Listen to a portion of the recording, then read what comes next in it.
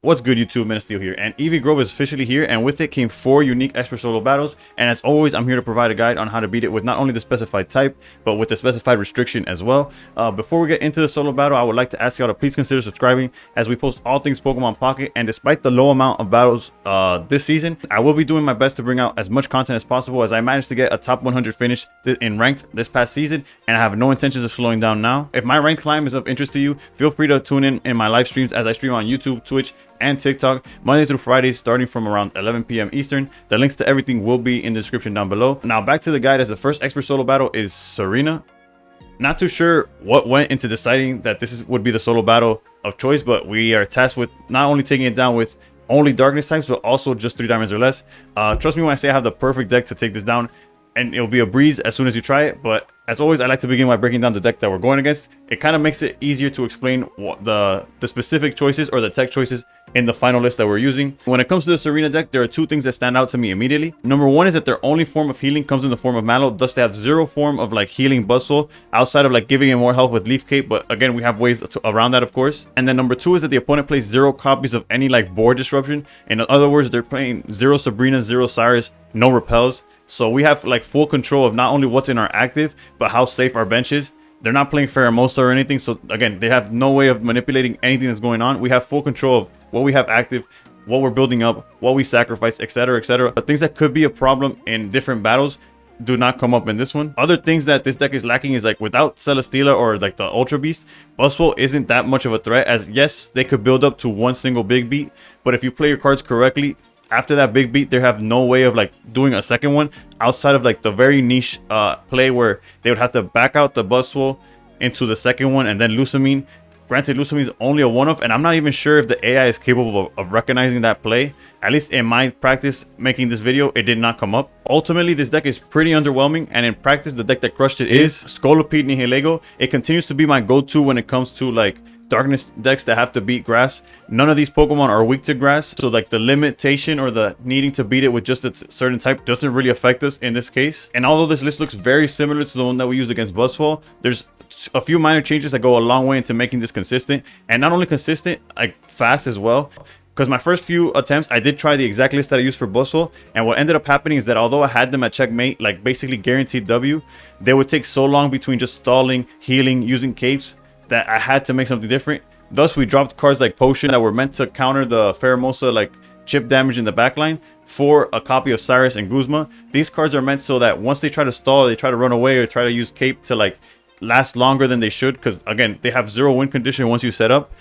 It just quickly gets rid of any of their little games of going back and forth, and you just close it out. And trust me, if you watch the gameplay, it'll make a lot more sense. But as for the deck, it's pretty clear. You're just trying to build up a Scolipede. Scolipede's able to tank a hit from Buzzwole. It's able to tank Tsareena. It's able to tank anything that they could throw at you. And not only that, once their Pokemon is poisoned, you're basically one-shotting them. Although the 120 doesn't clear either of the 2 Pokemon that they have, the poison at the end of the turn will do it.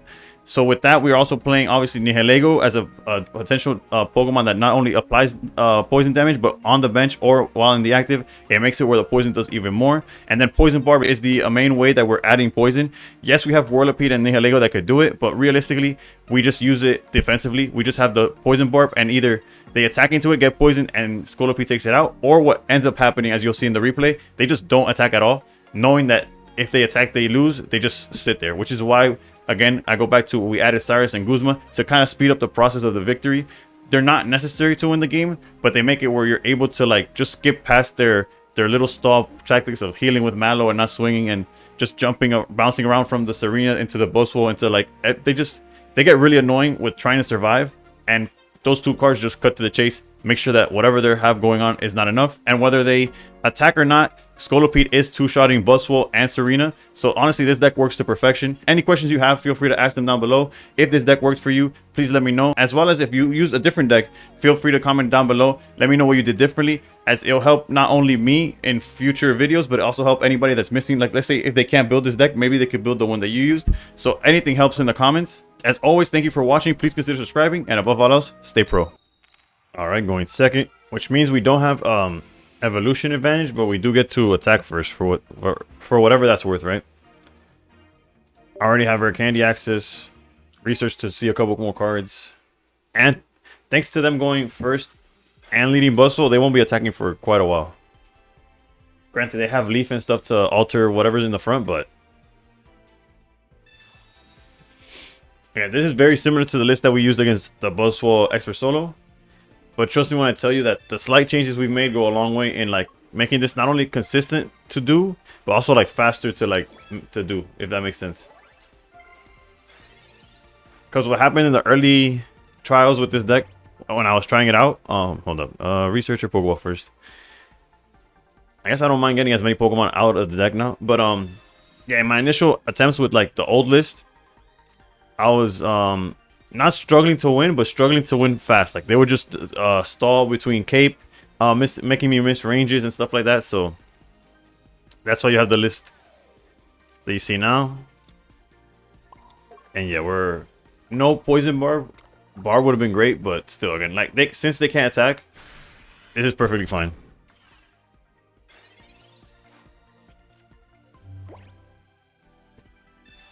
That's their second research.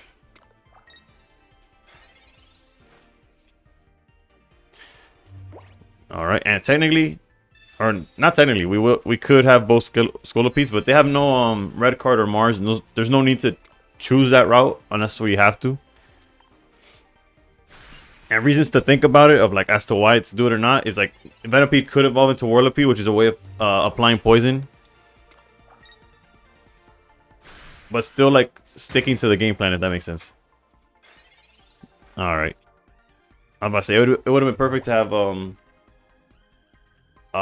to draw either Barb or Guzma on that in that draw, but it's okay.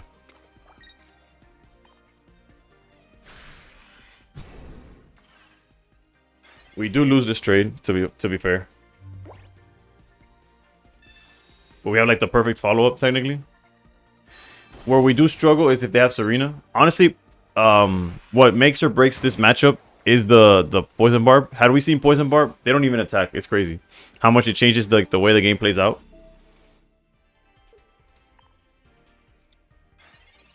The good thing is everything's a single point in our deck, so we're not really in danger of anything. I was debating just swinging with the Whirlipede there, but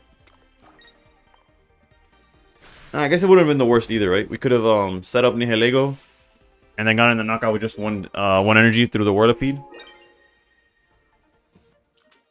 Okay, and now that they let Tsareena rather than Buzzwole, even if they had Lucamine, we're okay. Because they can't back out unless they have Leaf as well.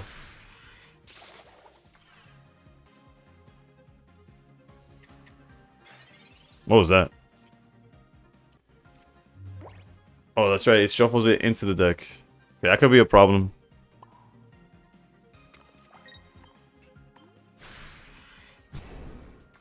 It's unfortunate that we drew exactly the card they shuffled back to. But again, like I said, if you start the game with Barb, trust me, there's like nothing to worry about.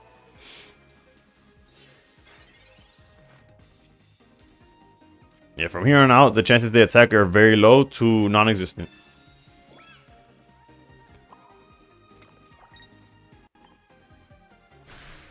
Not to mention they need 2 to retreat, which granted they do play Leaf, right? So never mind. You see, win conditions here now are of course drawing Cyrus. That would help a lot. Lily would be nice too. Actually, no, Lily here doesn't. Yeah, never mind. It's just Guzma. But I think we just win. Yeah, we just win. We just win. I didn't think they were going to swing into the Barb, honestly. They hadn't done it in previous attempts, so.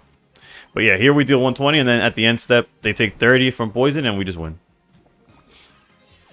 And just like that, we didn't even need to show off like the better cards. I mean, not the better cards, the additional cards. The better card here is Poison Barb. As you saw, as soon as we equipped it, there was like no risk to losing the challenge at all. Regardless, I always do multiple examples, so here we go. All right, in this example, now we get to go first.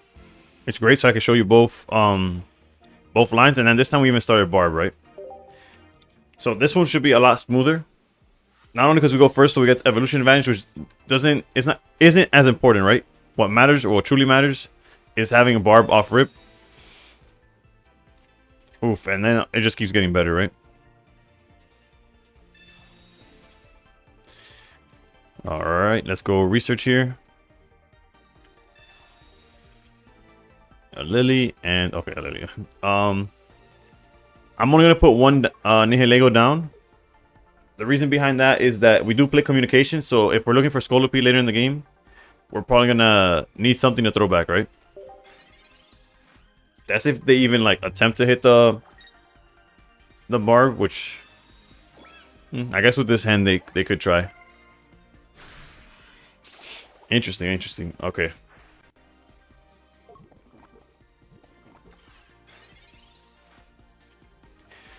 There's a second barb. Just add more health here. Again, what we want is Scolipede by next turn, but we'll take what we can get. Technically, I could have put, again, the Nihilego down, knowing that it will burn enough. But if they evolve into Tsareena, then it becomes irrelevant, etc., etc. Yeah, so now what the issue is that they're going to kick down, and we might draw what they put back, and we really need Scolipede.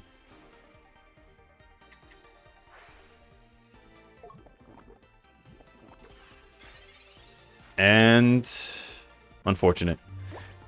I think that's the second time. I think it happened in the previous example as well. When they kicked us down, we just drew exactly what they sent back, which is odd for sure, right? To say the least. Alright, so they take 30 at the end step, putting them at 60. Yeah, I think I'm gonna protect the Whirlipede if I can. And we'll barb here too. They don't play Guzma. They don't play any way to out this. The best they could do is Mallow to heal.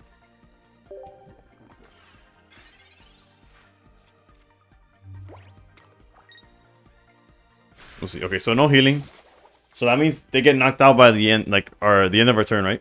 They're gonna take 30 here, and then when we pass another 30. Yeah. So whether or not he survives, we're okay.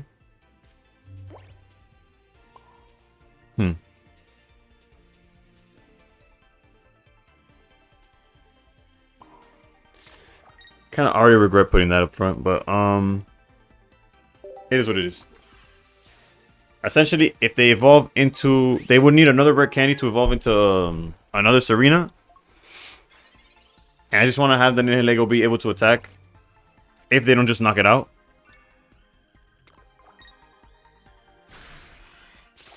Interesting. He went for it, which means he gets knocked out, and we don't even have to swing at him.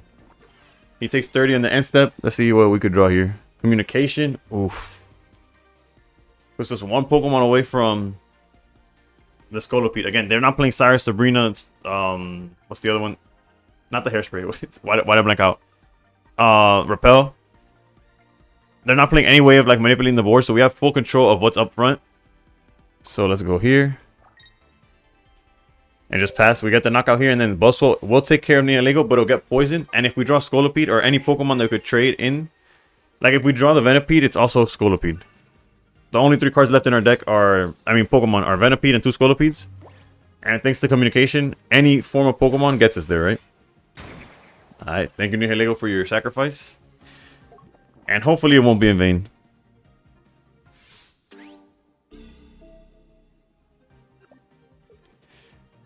Huh. Low key, we might. How many cards do we have in deck? What are the chances? We actually might risk have to throw out the Nihilego. Reason being, if we don't see Scolipede right off the top, we don't win. And once Whirlipede is gone, like we're donezo, right? Luckily and unfortunately, we found the Scolipede, so we could have won. But again, I'm okay with this because we'll just win next turn, right? Yeah.